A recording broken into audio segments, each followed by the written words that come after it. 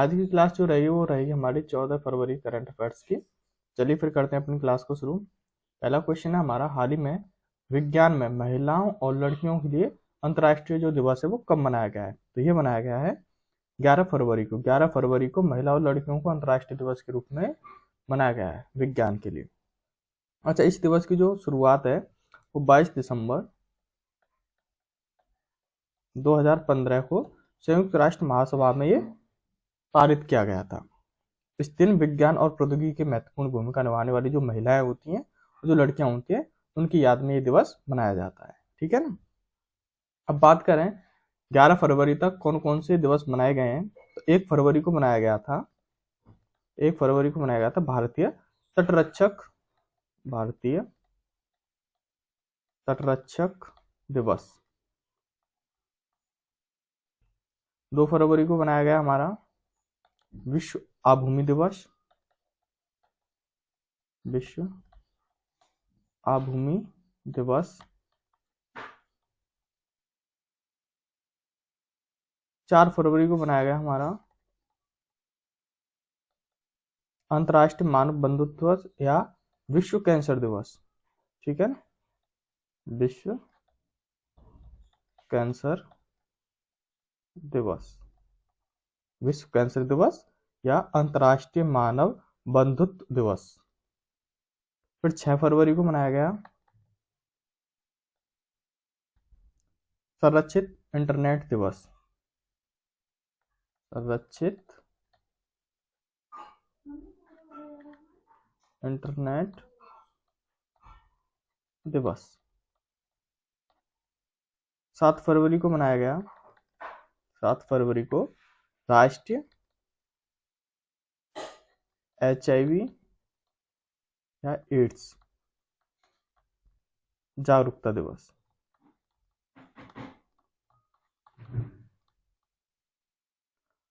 और 10 फरवरी को मनाया गया विश्व दलहन दिवस।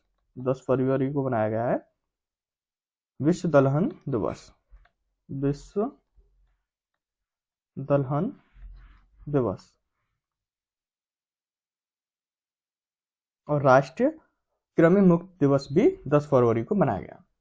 क्वेश्चन हमारा यह था, विज्ञान में महिला और लड़कियों को अंतर्राष्ट्रीय दिवस कब मनाया गया? तो ये बनाया गया 11 फरवरी को।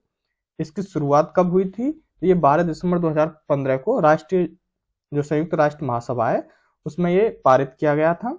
इस दिन में को विज्ञान और प्रौद्योगिकी में जो महत्वपूर्ण भूमिका होती है महिला और लड़कियों की, उसकी याद में ये अंतर्राष्ट्रीय दिवस मनाया जाता है।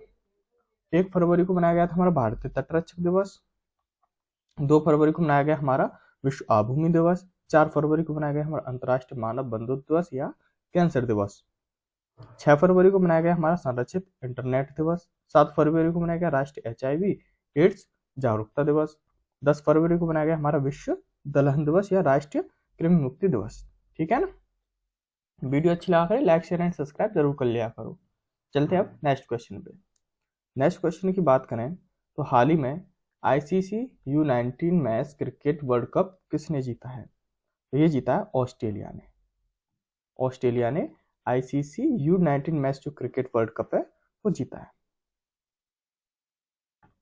भारत की बात करें तो भारत ने ये 5 बार जीता है, 5 बार जीता है भारत ने ICC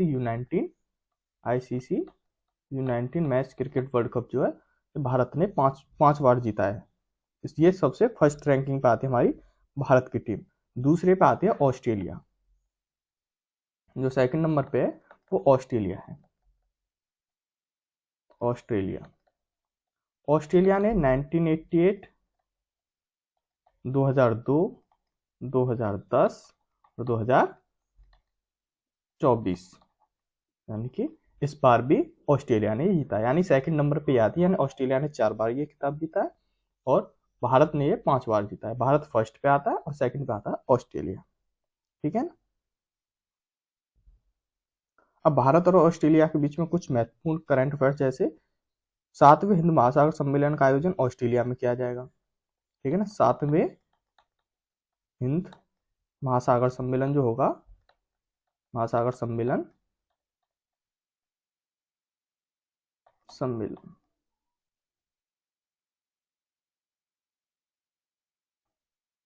ये जो 7वां हिंद महासागर सम्मेलन होगा ये ऑस्ट्रेलिया में किया जाएगा।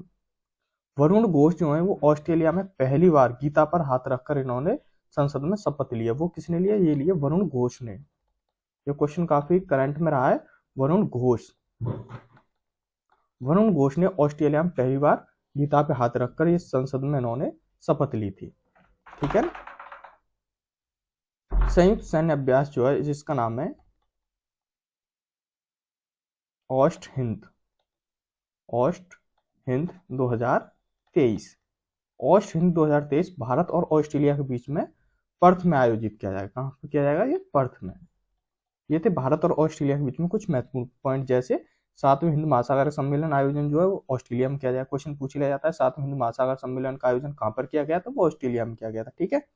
वरुण घोष इन्होंने ऑस्ट्रेलिया में पहली बार गीता पे हाथ रखकर जो संसद है वहां पर इन्होंने शपथ ली है, जो लिए वरुण घोष ने। और संयुक्त जो सैन्य अभ्यास हो रहा है जिसका नाम है आष्ट हिंद 2023, ये भारत और ऑस्ट्रेलिया के बीच में पर्थ में आयोजित किया गया है। ठीक है ना? ठीक है। चलिए अब चलते हैं नेक्स्ट क्वेश्चन पे। नेक्स्ट क्वेश्चन की बात करें तो हाल ही में 3 दिवसीय व्यापार जो मेला है, ये 3 दिन के लिए लगा था। ये 3 दिवसीय व्यापार मेला ये सफलतापूर्वक संपन्न हुआ। है कहां पर किया गया था? तो ये किया गया था मेघालय में। कहां पर किया गया था? ये मेघालय में 3 दिवसीय व्यापार मेला जो है वो लगाया गया था। जहां पर ये कुछ इस टाइप से मेला लगाया जाता है, जहां पर जो व्यापारी होते हैं वो अपने जो उत्पादन उनको लेके यहाँ पर आते हैं, जो अपने प्रोडक्ट होते हैं उनको यहाँ पर प्रदर्शित करते हैं। ठीक है ना? ये जो मेला रहा है इसकी जो थीम रही है, वसुधैव कुटुंबकम। वसुधैव कुटुंबकम ये इसकी थीम रही थी। जो 3 दिवसीय व्यापार मेला लगा है मेघालय में, इसकी ये थीम थी। अब मेघालय से जुड़े हुए कुछ महत्वपूर्ण पॉइंट, जैसे मेघालय की लड़ाकू जो हल्दी है, लकाडोंग जो हल्दी है वहां की मेघालय की, जिसका नाम है लाकाडोंग। लाकाडोंग जो हल्दी है इसे जीआई टैग दिया गया है। क्वेश्चन पूछ ले जाते हैं कि मेघालय की किसे जीआई टैग दिया गया? तो मेघालय की हल्दी को, जिसका नाम है लाकाडोंग, इसे जीआई टैग दिया गया है। मेघालय सरकार ने मुख्यमंत्री सौर मिशन भी शुरू किया है। यहाँ पे मेघालय में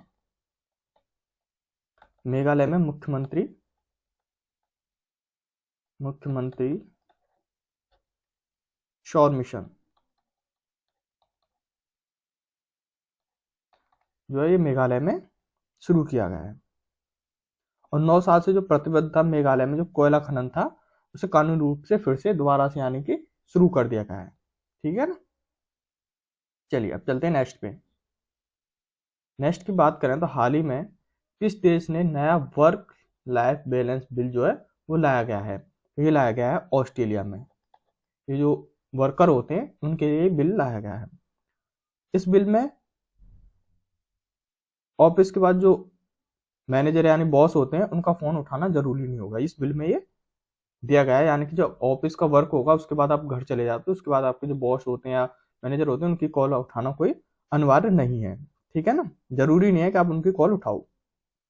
ये जो बिल है वो पहले से 20 देशों में था। 20 देशों में ये वर्क लाइफ बैलेंस कानून अभी भी प्रेजेंट में चल रहा है।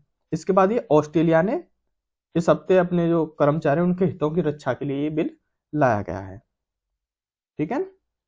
चलिए चलते हैं अब नेक्स्ट क्वेश्चन पे। नेक्स्ट क्वेश्चन की बात करें तो हाल ही में अंटार्कटिक वैज्ञानिक अध्ययन के लिए किस देश ने क्विलिंग स्टेशन अनावरण किया है? तो ये किया गया है चीन में इस स्टेशन का अनावरण किया गया है। कुछ महत्वपूर्ण पॉइंट चीन से जुड़े हुए, जैसे अमेरिका, ऑस्ट्रेलिया और जापान ने दक्षिण चीन सागर में संयुक्त अभ्यास शुरू किया गया। जो किया गया अमेरिका, ऑस्ट्रेलिया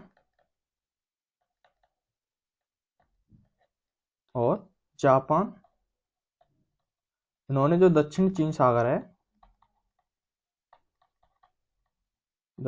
सागर यहाँ पर अपना संयुक्त जो अभ्यास है वो शुरू किया है।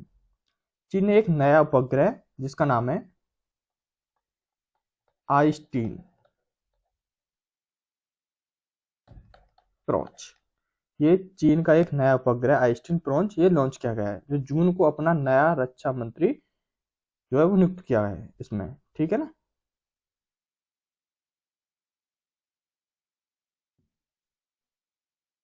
नेक्स्ट पॉइंट की बात करें तो चीन ने डॉग चीन में मिस्र के साथ मिलकर मिस्रैट 2 सैटेलाइट लॉन्च किया गया है, जो किया गया है जिसका नाम है मिस्रसैट 2, जो चीन ने डॉग चीन के और मिस्र के साथ किया गया है ये सैटेलाइट लॉन्च, ठीक है ना। चीन ने दुनिया का पहला और चौथी पीढ़ी का जो परमाणु रिएक्टर है वो शुरू किया, ये चीन की ओर से शुरू किया, ये दुनिया का पहला है, पूरी वर्ल्ड का पहला चौथी पीढ़ी का परमाणु रिएक्टर जो है वो शुरू किया गया, तो किया गया है चीन के द्वारा, ठीक है ना। चीन ने दुनिया का सबसे तेज इंटरनेट भी लॉन्च किया गया है। अगर पूछ लिया जाता है दुनिया का सबसे जो तेज इंटरनेट है, इंटरनेट कहां पर शुरू किया गया, तो ये चीन में शुरू किया गया है, ठीक है ना। और फिलीपींस ने चीन के बेस्ट एंड रोड इनिशिएटिव से बाहर निकलने की घोषणा की गई है, ठीक है ना। वो फिलीपींस की ओर से की गई है, जो कि प्रोजेक्ट चलाया गया था चीन की ओर से, बर रोड बेल्ट वाला, जो भारत पाकिस्तान में से ऐसे फिलीपींस के साथ चलाया गया था, जिसमें से फिलीपींस ने ये घोषणा कर दी कि उससे निकलेगा, ठीक है ना। चलिए अब चलते हैं नेक्स्ट क्वेश्चन पे। नेक्स्ट क्वेश्चन की बात करें तो हाल ही में दूसरा सरस आजीविका मेला जो है ये कहाँ पर शुरू किया गया है, ये मेला लगाया गया है, ये दूसरा मेला लगाया गया था सरस आजीविका मेला, तो ये किया गया है जम्मू कश्मीर में। जम्मू कश्मीर में सरस आजीविका मेला जो है वो शुरू किया गया है। इसकी स्थापना जो थी वो 1816 अधिनियम के तहत 30 मार्च 1978 को ये की गई थी। हालांकि इसे 10 जनवरी 1979 को कार्य करना इस पर शुरू किया गया था। इस जो आजीविका मेला है इसका जो मेन कारण रहता है वो ये है कि जो चिकित्सा होते हैं उनके अनुसंधान हेतु शीर्ष सरकारी निकाय के रूप में या संगठन यूनानी चिकित्सा जो होते हैं उनके जो प्रणाली होती है उनके व्यवहारिक और बुनियादी पहलुओं पर वैज्ञानिक अनुसंधान करने में जो कार्य है वो करें, ठीक है, ठीक है। और कुछ महत्वपूर्ण जुड़े हुए पॉइंट जैसे जम्मू कश्मीर में भारतीय वायुसेना की ओर से जम्मू कश्मीर ऑपरेशन सर्वशक्ति चलाया गया है, ऑपरेशन सर्वशक्ति, यहाँ पर ऑपरेशन चलाया गया जम्मू कश्मीर में। जम्मू कश्मीर ऐसा पहला ऐसा केंद्र शासित राज्य है जिसमें विश्वकर्मा योजना जो है, पीएम विश्वकर्मा योजना जो है वो लागू की गई है, ये पहला ऐसा केंद्र शासित राज्य है जम्मू कश्मीर। और अटल डुल्लू जो है जो जम्मू कश्मीर का मुख्य सचिव के रूप में नियुक्त किया गया है। और जम्मू कश्मीर के जो किश्तवाड़ जिले का केसर है, किश्तवाड़ जिले का केसर, इसे जीआई टैग दिया गया है। जैसे अभी मैंने बताया था हल्दी को जीआई टैग दिया गया, ऐसे ही जम्मू कश्मीर के किश्तवाड़ जिले के जो केसर है उसे भी जीआई टैग दिया गया है, ठीक है ना। चलिए अब चलते हैं नेक्स्ट क्वेश्चन पे। नेक्स्ट क्वेश्चन की बात करें तो हाल ही में उषा किरण खान का निधन हो गया, वो कौन थी, तो ये एक साहित्यकार थी। उषा किरण खान जो है एक साहित्यकार थी। इन्हें साहित्य अकादमी और भारत भारती पुरस्कार से इन्हें सम्मानित किया गया था, है ना, ठीक है। इन्हें पुरस्कार से सम्मानित किया गया साहित्य अकादमी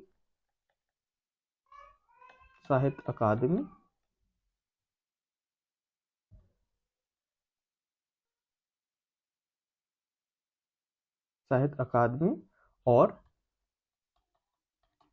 भारत भारतीय जो पुरस्कार है उनसे इन्हें सम्मानित किया गया था। इनकी प्रमुख रचना जो थी, इनकी रचनाओं के बारे में बात करें, इनकी जो प्रमुख रचना रही हैं वो रही शेरशाह सूरी,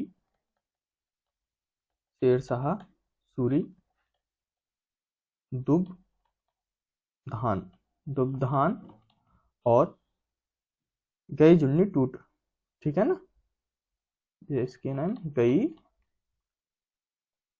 झुलनी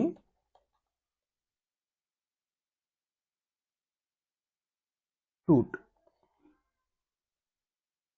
ये इनकी प्रमुख रचना रही हैं। उषा किरण खान की शेरशाह सूरी, दुग्धान और गई जुन्नी टूट, ये इनकी प्रमुख रचना रही हैं। इन्हें साहित्य अकादमी और भारत भारती पुरस्कार से इन्हें सम्मानित किया गया था। ठीक है ना। चलिए अब चलते हैं नेक्स्ट पे। नेक्स्ट की बात करें तो हाल ही में 2 दिवसीय दोस्त मोर्चे महोत्सव जो है ये कहाँ पर बनाया गया है? दोस्त मोर्चे जो महोत्सव है ये जो बनाया गया है ये लद्दाख में बनाया गया है, जो कि कुछ इस टाइप का होता है। इस टाइप से इस महोत्सव का आयोजन किया जाता है। दोस्त महोत्सव जो बौद्ध मठ का वार्षिक त्योहार है, ये बौद्ध की ओर से एक वार्षिक त्योहार होता है जिसमें विभिन्न देवी देवता जो होते हैं उनके भिक्षुक द्वारा पवित्र मुखौटा लगाकर एक नृत्य किया जाता है, जो कि कुछ इस टाइप से इन्होंने एक विशेष प्रकार का मुखौटा लगा रखा है जो कि इनकी देवी देवता और भिक्षुकों द्वारा एक पवित्र मुखौटा माना जाता है जिसके लगाकर नृत्य किया जाता है। दोस्त महोत्सव जो है वो लिकिर मठ की सबसे बड़ी वार्षिक प्रार्थना है। लिकिर मठ जो है लद्दाख के 16 प्रमुख 16 प्रमुख 16 प्रमुख जो मठ हैं उनमें से एक है जो महान बौद्ध धर्म से संबंधित है। ये लेह में मनाया जाता है। ठीक है ना। लेह लद्दाख में मनाए जाने वाला दोस्त महोत्सव लेह के ग्रामीणों द्वारा ये आयोजित किया जाता है। जो वहाँ के ग्राम के लोग होते हैं वो इस महोत्सव का आयोजन करते हैं विशेष प्रकार का मुखौटा लगाकर। ठीक है ना। जो कि एक बौद्ध मठ का वार्षिक त्योहार माना जाता है दोस्त महोत्सव। ठीक है ना। अगर पूछा जाता है दोस्त महोत्सव किस धर्म से रिलेट करता है, बौद्ध मठ से करता है रिलेट। ठीक है ना। जो कि लद्दाख में मनाया गया था। चलिए अब चलते हैं नेक्स्ट क्वेश्चन पे। नेक्स्ट क्वेश्चन की बात करें तो हाल ही में किस देश ने तमाम समुदाय में सोनम लोसार के अवसर पर नया साल मनाया है? तो ये मनाया है नेपाल ने। जब युवा पीढ़ी अपनी विरासत के बारे में सीखती है और परंपराओं की निरंतरता सुनिश्चित करती है तो इसके अलावा सोनम लोसार जो है यानी कि ये सोनम लोसार जाति सीमा को पार कर लिया है जो नेपाल के अन्य समुदायों द्वारा अपनाया गया है, जो इस उत्सव के रूप में मनाया जाता है। इसकी एकता और राष्ट्रीय गौरव की भावना को भी बढ़ावा मिलता है इस महोत्सव से। ठीक है ना। जो अवसर है मनाया जाता है सोनम लोसार, इससे एकता और राष्ट्रीय गौरव की जो भावना है उसको बढ़ावा मिलता है, जो कि युवा पीढ़ी की विरासत के बारे में सीख मिलते हैं इससे, जो कि नेपाल ने मनाया है। ठीक है ना। अब नेपाल से जुड़े हुए कुछ महत्वपूर्ण पॉइंट, जैसे नेपाल में अगले 10 वर्षों में भारत 10,000 मेगावाट जो बिजली है उसका निर्यात करेगा, वो नेपाल में करेगा। नेपाल में 10,000 मेगावाट 10,000 जो मेगावाट बिजली है उसका जो निर्यात है वो नेपाल से करेगा भारत 10 वर्षों में। ठीक है ना। आधिकारिक तौर पर समलैंगिक विवाह का पंजीकरण करने वाला दक्षिण एशियाई देश जो वो नेपाल बना है। कौन सा? समलैंगिक जो विवाह होते हैं उनके पंजीकरण करने वाला दक्षिण एशिया का। ठीक है ना। दक्षिण एशिया का जो नेपाल है, नेपाल ये समलैंगिक जो विवाह होते हैं, समलैंगिक विवाह ना, तो एशिया देश का ये नेपाल बना है, दक्षिण एशिया का। ठीक है ना। भारत और नेपाल के बीच में झालाघाट जो सस्पेंशन ब्रिज है वो पूरी तरह से चालू हो जाएगा। ठीक है ना। ये चालू किया जा रहा है जिसका नाम है झालाघाट सस्पेंशन ब्रिज। ये भारत और नेपाल के बीच में है ये ब्रिज जिसका नाम है झालाघाट सस्पेंशन ब्रिज। ये पूरी तरह से चालू हो जाएगा, यानी अभी बंद पड़ा है, ये चालू हो जाएगा।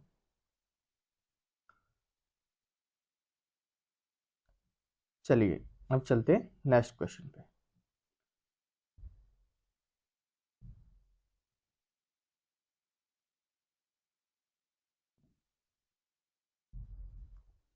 नेक्स्ट क्वेश्चन है हमारा,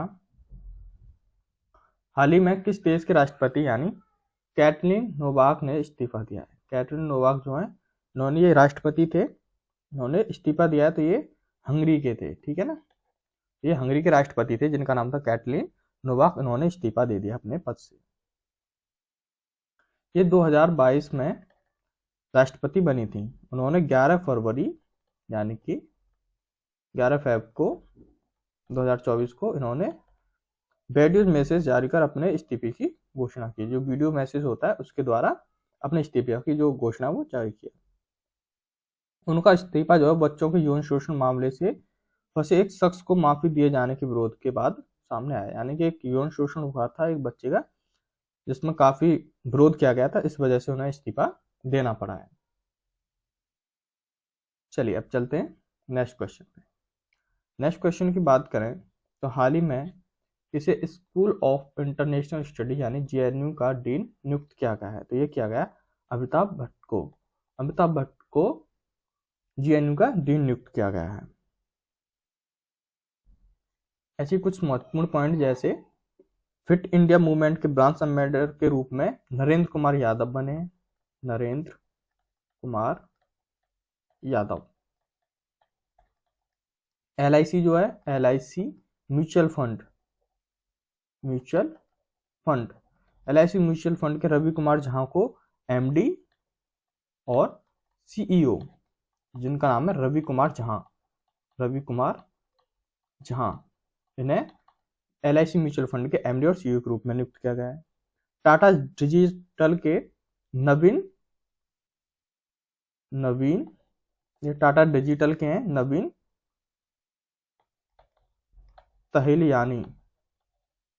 तहलियानी, इन्हें एमडी और सीईओ नियुक्त किया गया टाटा डिजिटल के ओर से। ठीक है ना। गुवाहाटी उच्च न्यायालय जो है, गुवाहाटी उच्च न्यायालय यानी हाई कोर्ट, उसके मुख्य न्यायाधीश के रूप में विजय बिश्नोई ने शपथ ली है। विजय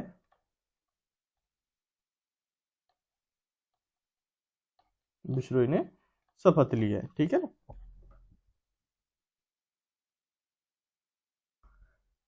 तो हमारा क्वेश्चन ये था जेएनयू के डीन किसे नियुक्त किया? अमिताभ भट्ट को किया गया है।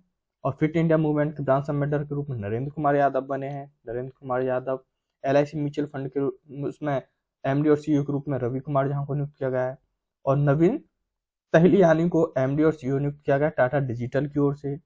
गुवाहाटी जो उच्च न्यायालय है उसके मुख्य न्यायाधीश के रूप में विजय बिश्नोई ने शपथ ली है। ठीक है ना। ये थे कुछ महत्वपूर्ण पॉइंट इससे जुड़े हुए। ठीक है, चलिए अब चलते हैं नेक्स्ट क्वेश्चन पे। नेक्स्ट क्वेश्चन की बात करें तो हाल ही में भारत और किस देश ने सैनिकों की जगह टेक्निकल स्टाफ को भेजा है? तो ये भेजा है मालदीव ने सैनिकों की जगह पर टेक्निकल जो स्टाफ होता है उसे भेजा है। कुछ मालदीव से जुड़े हुए, जैसे मालदीव भारत के साथ महत्वपूर्ण पॉइंट है इससे करंट के जुड़े हुए मालदीव के साथ, जैसे भारत और मालदीव के साथ हाइड्रोग्राफिक जो सर्वे एग्रीमेंट है वो खत्म करेगा, जो कि चल रहा था भारत और मालदीव के बीच में, जिसका नाम था हाइड्रोग्राफिक सर्वे एग्रीमेंट, इसे खत्म करेगा। रिलायंस जियो ने मालदीव को हाई स्पीड ऑप्टिकल जो फाइबर केबल है वो दी है। ये दी गई है रिलायंस की ओर से।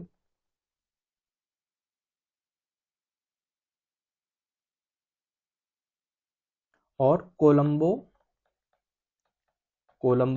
सुरक्षा कॉन्क्लेव की सातवीं डिप्टी एनएसए की जो बैठक है, वो मालदीव में आयोजित किया है। कोलंबो सुरक्षा कॉन्क्लेव की 7वीं डिप्टी एनएसए की जो बैठक है वो मालदीव में आयोजित की जाएगी। ठीक है, चलिए चलते हैं अब नेक्स्ट क्वेश्चन पे। नेक्स्ट क्वेश्चन की बात करें तो हाल ही में चेन्नई सुपर किंग्स अपना ब्रांड एम्बेसडर बनाया है कैटरीना कैफ को चेन्नई सुपर किंग्स का अपना ब्रांड एम्बेसडर के रूप में नियुक्त किया गया है। ठीक है, अब चलते हैं नेक्स्ट क्वेश्चन पे। नेक्स्ट क्वेश्चन की बात करें तो हाल ही में आई आरबीआई की एक रिपोर्ट आई है जिसके अनुसार देश के विदेशी मुद्रा जो भंडार है वो 5.74 अरब डॉलर था। अब वो बढ़कर कितना हो गया है? तो ये हो गया है 622.47 अरब डॉलर बढ़कर ये हो गया है। आरबीआई की रिपोर्ट के अनुसार पहले जो विदेशी मुद्रा भंडार था वो 5.74 अरब डॉलर था, अब 622.47 अरब डॉलर हो गया है। धन्यवाद, आज के लिए बस इतना ही।